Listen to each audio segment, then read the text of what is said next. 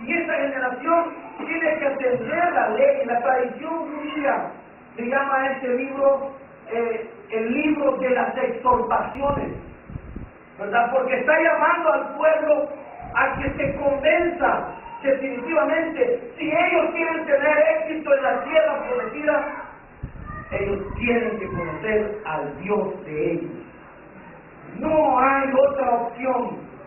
Y va a decir varias cosas, porque antes de este pasaje, los pasajes anteriores nos han hablado correctamente, mis hermanos. El capítulo 5 nos ha hablado de los 10 mandamientos, cómo les está repitiendo, es decir, no les está creando una nueva ley, solamente la está repitiendo.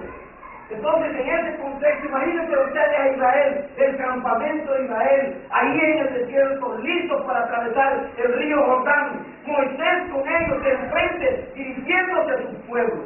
Ese es el contexto de nuestro sermón. Ese es el contexto de este pasaje que vamos a revisar en esta mañana.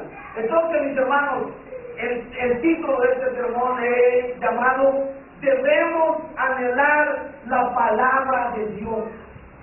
Miren, mis hermanos, debemos de anhelar la palabra de Dios, porque el pasaje nos va a decir, mis hermanos, que anhelando esa palabra de Dios es como nosotros podemos conocer al Dios que hoy hemos venido a adorar. Conocerle a Él no solamente es cantar el día domingo, es tener una relación cercana con Él. Y a mí siempre me encantó cuando el pastor Carlos nos decía a través del púlpito, y hoy he leído los 4 evangelios, y los estoy releyendo, y he leído los profetas, y he leído y voy otra vez. Hermanos, yo decía, qué fenomenal. Y alguien podría pensar, ay, que él tiene tiempo, nosotros no. Eso no es excusa para conocer a Dios. Entonces, debemos de anhelar la palabra de Dios. Vamos a ver 4 cosas, hermanos, en este pasaje, por qué debemos de anhelar la palabra de Dios. En primer lugar, para entender cuáles son los propósitos para mí. Fíjense, en primer lugar, para entender cuáles son los propósitos para mi vida, cuáles son los propósitos de Dios para tu vida.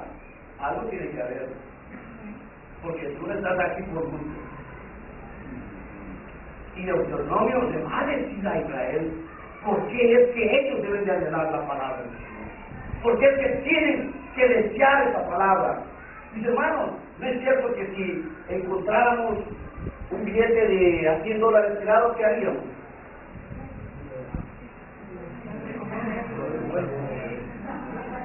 Recuerda un salvadoreño que llegó a Estados Unidos. Bueno, no soy muy bueno para contar chistes, hermano, pero dicen que se estaba bajando y le habían dicho que ya hemos estado viendo encontrar los billetes tirados. Y era así. Y que van bajando del avión en aquel tiempo que se bajaba, ¿verdad? Por aquellas escaleras, ¿se recuerdan? Encontró un billete de $100 tirado. Y lo miran y lo recogen. Se le queda viendo, bueno, mañana voy a empezar a recoger y se van. No hacemos eso, ¿no es cierto? Si encontramos un billete de $100, capaz los tiramos ahí, ¿verdad? Y le hacemos bruca a cualquiera que vaya por ahí, que creamos que también él va a agarrar ese billete. O uno de 50, uno de 20, o uno de 10, así. No sé si se abola. ¿Ah? O una cobra, también me agarramos. Es decir, es cierto, pero miren, mis hermanos, cuando hablamos de la palabra de Dios, la palabra de Dios es un tesoro precioso que está ahí, empolvado, que se empolva cuando nosotros no tomamos la palabra de Dios. Y la ponemos hoy en día, ¿dónde vamos a poner la palabra de Dios? En un escritorio, en una mesa, en una repisa. ¿Dónde la vamos a meter? Por ahí.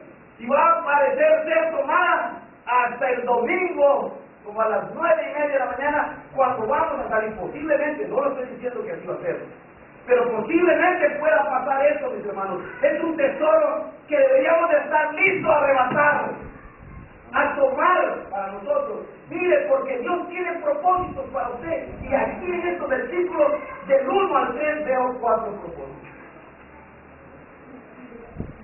4 propósitos que encontramos aquí. El primero, para que los pongamos en práctica, ¿no es cierto?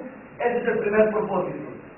Es decir, cuando nosotros, miren mis hermanos, el versículo dice, y estos pues son los mandamientos, estatutos y decretos que Jehová vuestro Dios mandó que os enseñase, y allí empieza a dar los propósitos. Es decir, ¿para qué sirve que usted lea la palabra de Dios? A ver, hermanos, ¿para qué puede servir la palabra de Dios?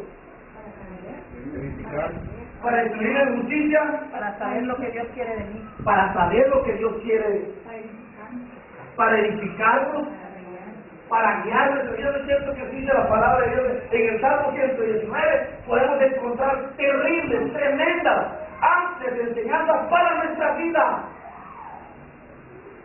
Es decir, cuando dice para que lo pongamos en práctica, y un comentarista dice ahí que esta frase, mandamientos y estatutos y decretos, es una frase deuteronómica, porque en este libro de Deuteronomio aparecen muchas frases propias de Deuteronomio, que él utiliza para hacer un desafío a esta generación que va a entrar, para que puedan poner en práctica. Mis hermanos, ellos ya recibieron la ley, según el capítulo 5, ya tienen la ley, ya se las dijo, ¿saben qué es lo que tienen que hacer? Ahora, dice Moisés, es tiempo de practicarlo.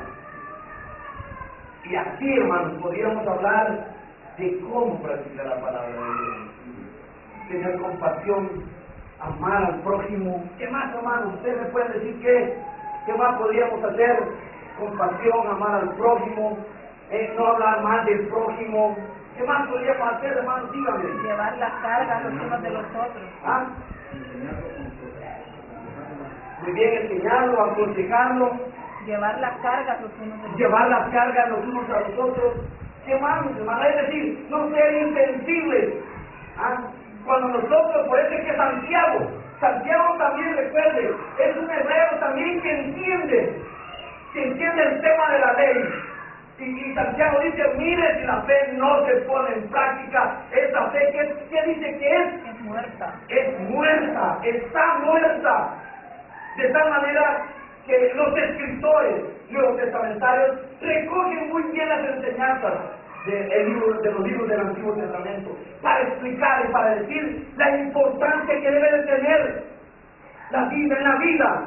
La importancia, y más adelante el escritor va a decir esto, la importancia que debe tener para nosotros la palabra de Dios. Ahora, ahí están los grandes desafíos, hermanos. Usted practica la palabra de Dios. Y es un buen. Es que miren, hermanos, el peligro, yo siempre, una vez estábamos reflexionando con Rafael Vargas de Flores, y estábamos hablando sobre el posmodernismo, y estábamos diciendo que el problema es que la iglesia se está volviendo religiosa. Y hermano, hay un 90% que ensucia su religión. Hay un 90%.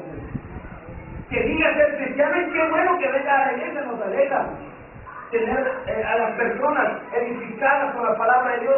Pero eso, mis hermanos, no tiene que ver con la espiritualidad, más allá. No tiene que ver con eso. Tú puedes venir a la iglesia hoy y, como dice William Wilber, dice que nosotros muchas veces somos como Alibaba y los 40 ladrones. ¿Así dice? Hay un libro de él que se llama Practica la iglesia lo que predica. Dice, crisis de la integridad. Y él dice, ¿y saben por qué dice que somos como Alibaba y los 40 ladrones? Porque entre semana andamos haciendo todas nuestras fechorías y el día domingo llegamos, ay Señor, perdóname. Señor, ten misericordia. Claro, el Señor es misericordioso y perdonador y maravilloso, compasivo, clemente, tardo para la ira, ¿no es cierto? Pero mis hermanos, cuando anhelamos la palabra de Dios y la ponemos, entendemos cuáles son los propósitos de Dios para mí, yo comienzo a actuar como un hijo de Dios. Un hijo de Dios, mis hermanos, tiene que ver más que solo venir el día domingo al mundo. Tiene que ver más que eso, más allá.